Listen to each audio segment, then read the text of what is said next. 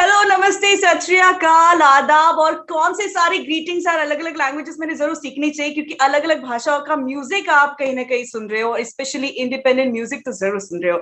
So this is the another episode of #TheBlueMic, your independent favourites, an initiative by big FM and हंगामा artist allowed. और आज भी हमारे साथ एक बहुत ही बढ़िया गेस्ट है, मल्टी टैलेंटेड है. We have with us Piyush Gupta. Welcome to the show, Piyush.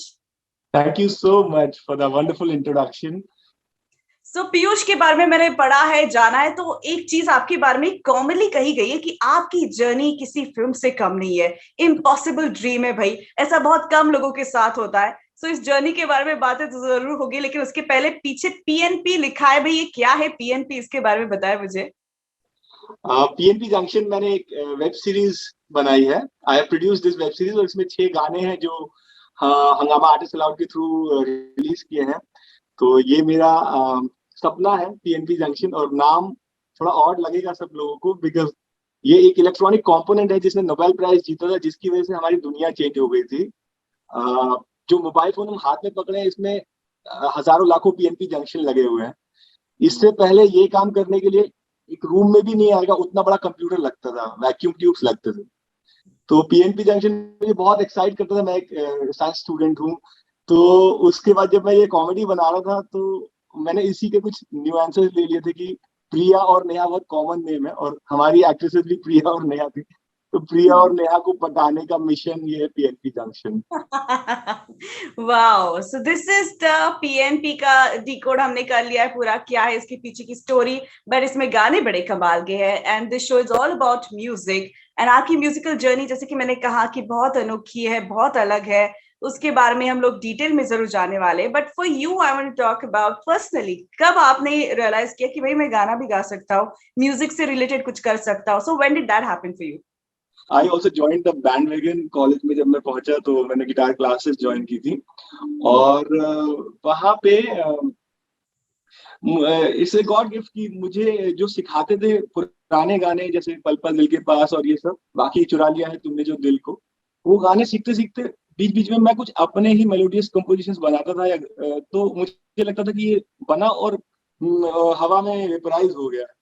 तो मुझे लगा कि इसको कुछ लिख लेता हूँ ताकि इन्हें याद रह जाए, ये धुन याद रह जाए. तो उस समय पे मेरे जिंदगी में वही एक चीज चल रही थी, क्योंकि मैं बहुत बड़ा इंट्रोवर्ट था, अभी भी हूँ शायद. तो मैं मेरी लाइफ में क्या होता था कि दिल में तेरी मोहब्बत है लेकिन मैं तुझसे कह ना पाऊं, जब भी मैं देखूं चेहरा तेरा तेरे ख्यालों में खो जाऊं. हाय हाय, वाह वाह. तो मैंने उसी को एक एक गाना बना लिया. अब मैं गा रहा था कॉलेज में अपने वेस्ट विंग में सीढ़ियों पे बैठ के गाता रहता था अपनी धुनें, अपने lyrics. Not much of things happening, आसपास लोगों को पता भी नहीं था. बट उसके बाद मेरी दोस्ती हुई कॉलेज के जो बेस्ट वोकलिस्ट थे सार्थक, उनसे. तो उन्होंने एक बार मेरा गाना मेरे साथ बैठ के गाना शुरू किया और विद इन 15 मिनट्स 20 मिनट्स मैंने देखा कि वहां पे भीड़ लग गई. And was like a live rock show happening. That's when I realized कि the power of your original compositions. और इसीलिए आज भी जैसे मैं अरुण देव यादव जी मेरे जो बहुत क्लोज फ्रेंड है, उन्होंने ये इसमें सारे 6 गाने गाए हैं, तो उनके साथ भी मेरा वही बॉन्ड है जो सार्थक के साथ था कॉलेज में. तो इतनी दिल की बातें आपने लिखी, कंपोज की, किसी को सुनाई, कुछ हुआ उसके आगे? वो तो हंगामा के थ्रू ही सुना पाए हैं लोगों को. It's a grace. मतलब मैं भी काफी, जब मैं मुंबई आया था मैं किसी को जानता नहीं था. मैं सोनी, टी सीरीज, सारे म्यूजिक लेबल्स जो बड़े बड़े हैं, मैं उनके ऑफिस में जाता था सीडी लेके.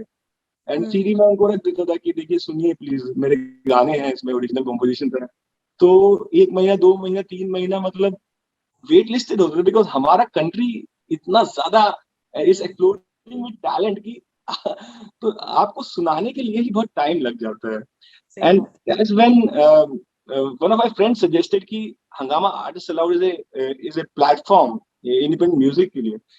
तो वहां से मेरा it was a boon for me, it's like god's gift to me कि मुझे सही जगह पे सही प्लेटफॉर्म मिला और मेरे गाने लोगों को पहुंच पाए इस प्लेटफॉर्म के थ्रू. वाओ, बहुत इंटरेस्टिंग जर्नी रही है आपकी. फिर पेरेंट्स ने किस तरह से रिएक्ट किया, क्योंकि होता है ना, बच्चा इंजीनियरिंग कर रहा है फिर गाने बना रहा है, सो एक अलग माहौल होता है घर में. How did your parents react to your decision? I mean मेरी जो आर्टिस्टिक इंस्टिंक्ट थी वो शायद मैं छुपा के ही रखा था जब तक मैंने आईआईटी क्लियर नहीं कर लिया था। बिकॉज अरे वाह। मुझे लगता था कि मैं अगर बोलूंगा भी तो मेरा डैड हो सकता है या मॉम कुछ बहुत ज्यादा प्यार करे मुझसे। तो मैंने जब आईआईटी क्लियर किया और मुझे मालूम था कि मेरा करियर थोड़ा सेट है, then I had the courage to tell the world कि मैं एक्टिंग करना चाहता हूँ, मैं म्यूजिक भी करना चाहता हूँ, मैं गाने लिखना चाहता हूँ। हम्म। वाओ। सो अभी आपके पेरेंट्स क्या कहते हैं इसके बारे में? I mean they are very supportive. उन्होंने इनफैक्ट उस समय भी किया नहीं, लेकिन मैं कहता हूँ कि मेरे पेरेंट्स इतने सपोर्टिव है, फिर भी हमारी सोसाइटी का जो मोल्ड है ना उसमें कहीं ना कहीं एक बच्चा ये सोचता है कि मैं ये सीधा कैसे बोलूं। आई मीन मैं तो जी। सोचता था तो वो चीज हमें चेंज करनी होगी, स्लोली एंड प्रोग्रेसिवली आएगा। मेरे पेरेंट्स अब भी बहुत सपोर्टिव हैं। वो जहां तक हो सकता है they have given a lot of sacrifice for my dreams. हमने अपना बेस शिफ्ट किया, मैं अपने डैड को कन्विंस किया कि आप अपना जो बिजनेस है, जो शॉप है, उसको आप सेल आउट करके मेरे साथ मुंबई आइए, सेटल होइए, because I was the only son. तो वो सब लोग, हम तीनों लोग यहाँ मुंबई आके सेटल हो गए just for my dream. So it's a very big sacrifice for somebody, and I can never imagine कि मेरा लाइफ क्या होता अगर वो लोग मुझे सपोर्ट नहीं करते। बिल्कुल।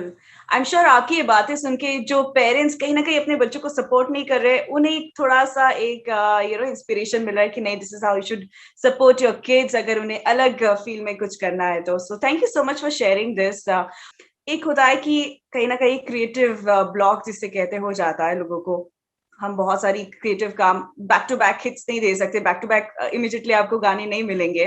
कहीं ना कहीं जो हमें इस वक्त सुन रहे सारे आर्टिस्ट इस तरह से कभी फेस करोगे अपनी लाइफ में सिचुएशन, तो आपकी लाइफ में जब ऐसी सिचुएशन आती है आप कैसे हैंडल करते हो? ये राइटर्स ब्लॉक या क्रिएटिव ब्लॉक एक फेज है जो सब आर्टिस्ट को फील करना पड़ता है, क्रंची होता है। जैसे मैं इसको जब भी फील करता हूँ मुझे एक लाइन याद आती है कि गुलजार साहब ने कहा था कि कोई कोई शाम इतनी बांझ होती है कि वो कुछ दे के नहीं जाती। मतलब आर्टिस्ट कोशिश कर रहा है और वो हम्म। कुछ बना नहीं पा रहा है, वो यूनिवर्स से कनेक्ट नहीं हो पा रहा है, हम्म। ऐसा होता है। पर अगर आप वो सैडनेस को भी आप चैनलाइज करोगे ना तो आप वहां से भी कुछ ना कुछ सीख रहे हो और आपके अंदर का आर्टिस्ट ग्रो कर रहा है। वाओ। आप काफी ऑप्टिमिस्टिक हो पीयूष, मतलब हर बात में आप एक अच्छी चीज ढूंढ रहे हो। सो ऐसा एक टफ टाइम जरूर आया था सबके लिए जहाँ पे ऑप्टिमिस्टिक रहना बहुत मुश्किल था। I am talking about the pandemic situation, lockdown में जब हर कोई था। So how was it for you? किस तरह से आपने इसे इस्तेमाल किया? आई मीन मैं एक कोट करना चाहूंगा, एक मोटिवेशनल स्पीकर है मिस्टर जिम रॉन। हम्म। तो वो कहते हैं कि always focus on the solution rather than the problem. And वो चीज मेरे लिए काम करती है, बिकॉज शिपिंग में जैसे मैं मरीन इंजीनियर था तो हमें एट लेंथ 6 मंथ शिप पे रहना होता था। तो फॉर अच्छा। पेंडेमिक जो बाकी लोगों ने देखा है वो हम लास्ट 10 साल से देख रहे हैं। और हमको वो शिप के एनवायरनमेंट में हम अपनी, मैंने ये सीखा कि अगर आप ये सोचते रहेंगे कि मैं बाहर नहीं जा सकता तो आप उसी पे फोकस रखेंगे और वो चीज बड़ी होती जाएगी, प्रॉब्लम बड़ी होती जाएगी। लेकिन अगर आप ये सोच रहे हैं इस टाइम पे मुझे कोई डिस्टर्ब नहीं करेगा, मैं क्रिएटिवली कुछ भी काम कर सकता हूँ, I have full peace of mind without any disturbance, और तो आप कमाल कर सकते हैं उस टाइम का भी। हर एक फेज का इसे नजरिया चेंज करना होगा हमको। हर फेज को आप जैसे कहते हैं कि आप अपने वीकनेस को अपनी बिगेस्ट स्ट्रेंथ बना सकते हैं। जी। वाह। मैं जानना चाहूंगी कि आपकी लाइफ में वो या करियर की इस जर्नी में सबसे वो हैप्पी मोमेंट कब आया? आई मीन ये सबसे बड़ा मोमेंट मेरे लिए अभी कुछ दिन पहले ही आया था, जो जी। मेरा लाइफ का हैप्पीएस्ट मोमेंट है। जिस दिन ये सारे गाने पीएनपी जंक्शन के गाने हमने लास्ट लास्ट 1 या 2 साल की जर्नी है हमारी जो हम कंपोज कर रहे थे, बना रहे थे। बट जब इसे एक्सेप्टेंस मिला हंगामा आर्टिस्ट अलाउड पे और एमएक्स प्लेयर पे, इस वेब सीरीज को, that was one of my most happiest moment मेरे लिए भी और मेरे सिंगर फ्रेंड के लिए भी, अरुण जी। तो हम दोनों एकदम वी वर जॉयस कि this is something which we were dreaming since so many days, so many months. और right. Right from the scratch जब हम लिख रहे थे, छोटे छोटे वर्ड्स थे। मैं कई बार शिप पे होता था तो हम लोग व्हाट्सएप पे या फोन पे कम्युनिकेट कर रहे होते थे, कोलैबोरेट कर रहे होते थे। तो it was a very close to the heart journey जो हमने इन गानों को बनाने में मेमोरीज संजोई हैं, वो अपने आप में बहुत स्पेशल है हम दोनों के लिए as a artist. Right.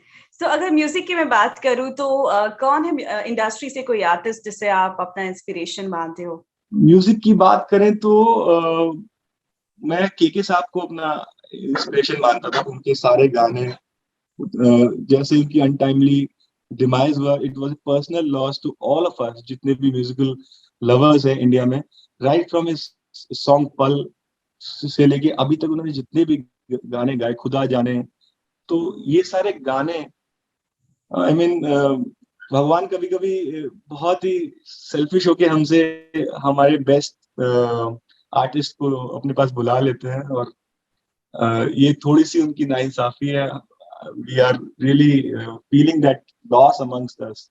I really right. Want to I really want to dedicate my music and my inspiration to him.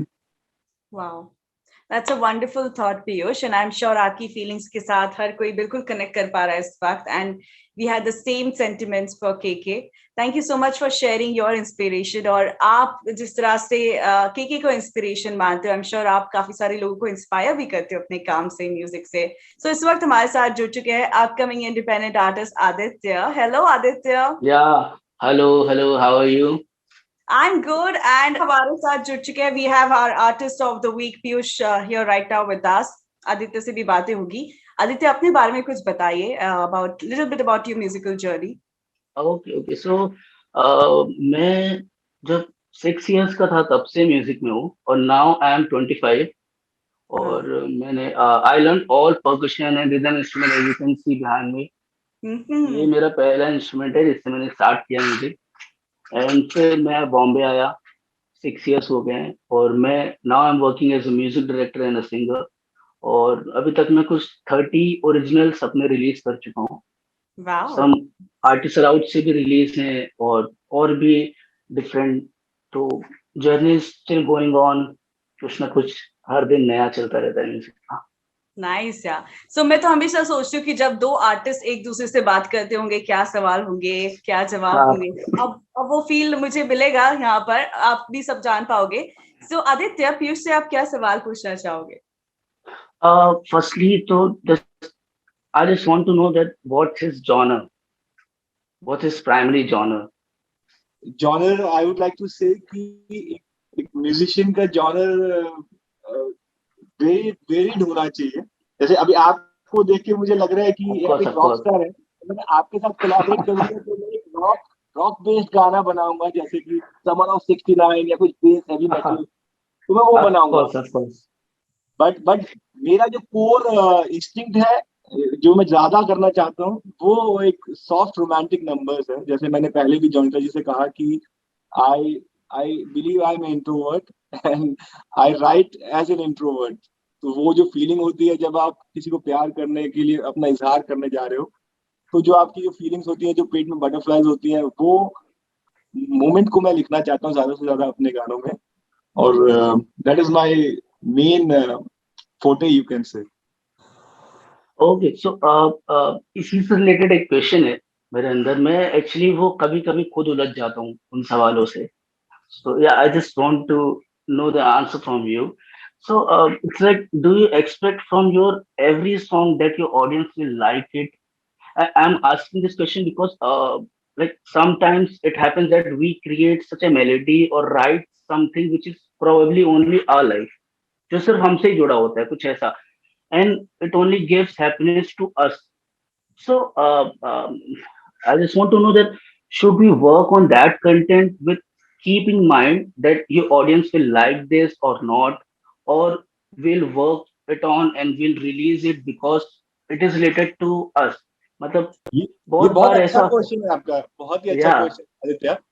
मैं बोलना चाहूंगा कि अब जैसे पंचम का एक गाना है, सातों बार बोले बंसी एक ही बार बोले ना, तन की लागी सारी बोले मन की लागी बोले ना, सा सारे गमा पासा सारे गमा पासा।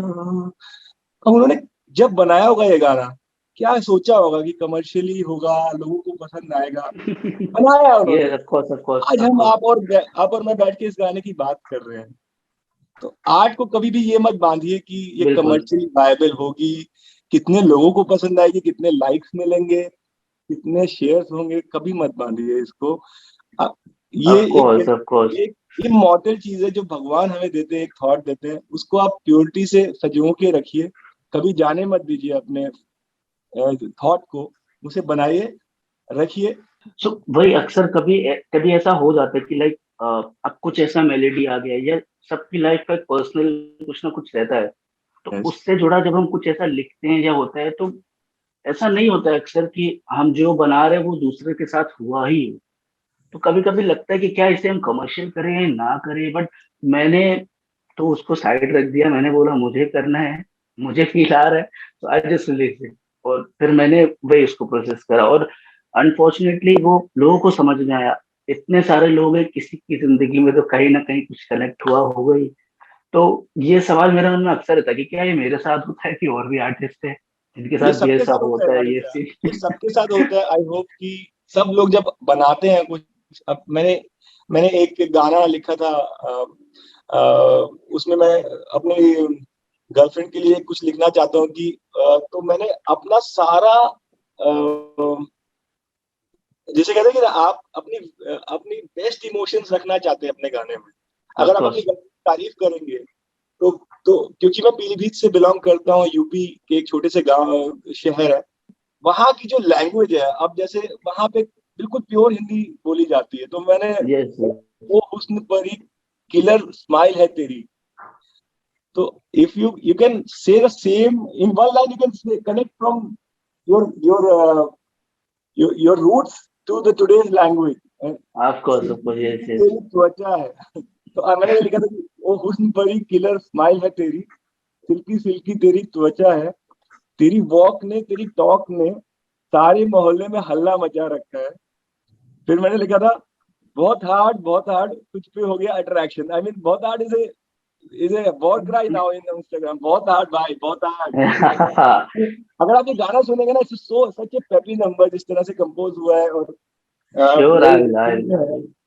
होता है अक्सर ऐसा। मैंने भी रिसेंट एक सॉन्ग किया था, वो मेरा पर्सनल था। मुझे उस गाने से 1% होप नहीं थी कि वो गाना चलेगा या लोग उसे सुनना चाहेंगे।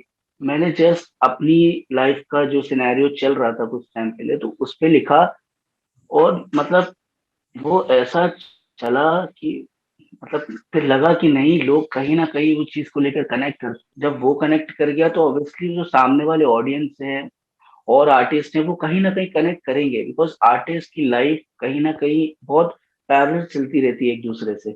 जी, एक कॉमन चीज दोनों में जरूर है कि आप दोनों फीलिंग्स के थ्रू गाइडेड हो, and you just follow your feelings rather than the practicality. Emotion से काफी गाइडेड हो आप। सो ऐसे दिल से आपने काफी सारे गाने बनाए होंगे। आदित्य, हम आपका भी कोई गाना सुनना चाहेंगे इस of bar. Course sure why not. तो मैं भी जिस गाने की बात कर रहा था, मैं वही गाना सुनना चाहूंगा आपको। दर्द मेरा कुछ और नहीं है, तेरी जुदाई का आलम वही है। आ जाना फिर से पास मेरे, यूं तेरे बिना कुछ भी ना सही है। हारा मैं हारा, दिल हारा जानिए, हारा मैं हारा, सब हारा जानिए। क्यों तू मुझसे दूर हो गया, हारा मैं हारा, दिल हारा जानिए, हारा मैं हारा, सब हारा जानिए। I want you to just listen the next line. This is मतलब goes so close to my heart that एहसास तेरा अब ना यूं होता, जमाना था वो जब हर पल था होता, क्या अब है ना पड़ी तुझको जरूरत मेरी, या अब है कर दिया बेगाना खुद से, हारा मैं हारा दिल हारा जानिए, हारा मैं हारा सब हारा जानिए, क्यों तू मुझसे दूर हो गया, हारा मैं हारा दिल हारा जानिए। So wonderful, Aditya. बहुत ही खूबसूरत था आपका गाना. मैं actually I could imagine an actor playing this song, but comments तो expert से ही आएंगे. मुझे तो बहुत पसंद आया. आपको कैसे लगा? Thank you, thank you. मुझे बहुत कनेक्टिंग लगा जिस तरह से उनकी जो एक हार्ट की क्राई इसमें आ रही है कि क्यों तू मुझसे दूर हो गया। तो एक एक कोई भी सच्चा आशिक इससे कनेक्ट कर जाएगा कि कहीं ना कहीं जब किसी का दिल टूटता है तो वो एक यूनिवर्स के लिए गा रहा है कि क्यों तू मुझसे दूर हो गया। ये बहुत ही एक तो कैची है और बहुत ही सिंपल और मेलोडियस ट्यून है। जैसे आशा भोसले जी कहती हैं कि मुश्किल गाना बनाना आसान है और आसान धुन बनाना मुश्किल है। Thank you bro, thank you, really congratulate him. Thank you so much. Aditya, it was nice connecting with you and all the best for your future projects. Thank you, thank you. Okay, Piyush, so अभी we're going to listen to your songs. और एक गाना तो ऐसा जो मैं खुद सुनना चाहूंगी क्योंकि ये सारे वर्ड्स हमारे डे टू डे लाइफ में हम लोग यूज करते रहते हैं. FYI, TBH. So इसी के ऊपर है गाना. आइए सुनते हैं इसके पीछे की कहानी क्या है. And we also want to listen to this song. जो मेरी क्रश है अभी प्रेजेंटली उनके लिए मैंने ये गाना लिखा कि जब जब कोई आपका क्रश होता है ना वो आपका purest form of emotion, purest form of love होता है। जी. और मैंने उनको देख के ये सोच के लिखा कि गर्ल है तू बड़ी गॉर्जियस, हॉट फिगर है बेबी फेस। आई मीन एक लाइन में आप देखिए कि वो बोल रहे हैं कि वो उनकी फिगर तो हॉट है लेकिन उनका फेस इतना इनोसेंट है, इतना तो उनसे वो कनेक्ट कर रहे हैं कि गर्ल है तू बड़ी गॉर्जियस, हॉट फिगर है बेबी फेस, तेरी ब्यूटी के चर्चे baby all over the place, God ने संडे को किया होगा तुझे फुर्सत में क्रिएट। तो मैं इसका कुछ धुन सुनाना चाहता हूँ। जी. गर्ल है तू बड़ी गॉर्जियस, हॉट फिगर है बेबी फेस, तेरी ब्यूटी के चर्चे baby all over the place, God ने संडे को किया होगा तुझे फुर्सत में create, FYI, TBH, I wanna ask you out on a date. ये अगर किसी को पूछना आपको डेट पर बस all you have to do is play this song है ना. तो काम आसान कर दिया आपने. तो ऐसे काफी सारे आपके और गाने. The next one that we want to listen to is Reshmi Zulfe. रेशमी जुल्फे एक गाना था जो कहानी से ही आया था, बिकॉज इसमें जो कहानी है, जो इंजीनियर है वो काफी कुछ मैं उससे रिलेट करता हूँ कि उसे इंजीनियरिंग आती है पर उसे बात कहनी नहीं आती अपनी कि मैं गर्लफ्रेंड को कैसे बोलूं या इस लड़की को अप्रोच कर रहा हूँ तो कैसे बोलूं कि मैं इसे लाइक करता हूँ। जी. तो उसके फ्रेंड्स उसे कहते हैं कि उनकी तारीफ करो, उनकी बालों की तारीफ करो, उनकी आंखों की तारीफ करो। तो वो बहुत ही जो कॉमन तारीफ है वो नेट पे ढूंढ के वो निकालता है कि रेशमी जुल्फे एक गाना था पुराना कि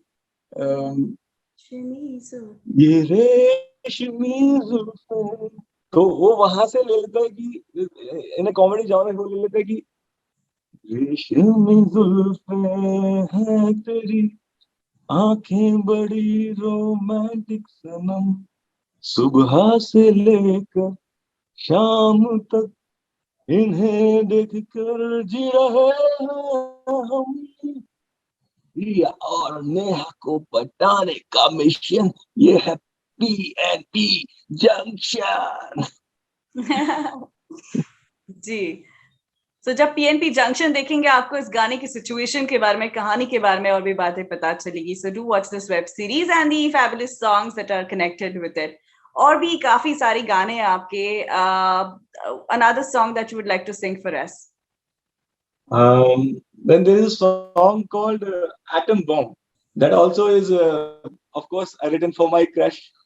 वो इंग्लिश होती है ड्रेस पाके छोटी कर दिया नॉटी मौसम है, बाकी दूध तू मलाई, बाकी एप्पल पाई, तू हॉट चॉकलेट विद रम है, तू एटम बम है, बम है, बम है, बम है, तू एटम बम है, बम है, बम है, बम है।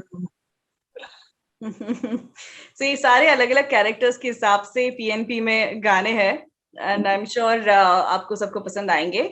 सो और एक कोई अलग ही गाना जो आप हमें सुनाना चाहोगे जो इन सारे गानों से काफी अलग है?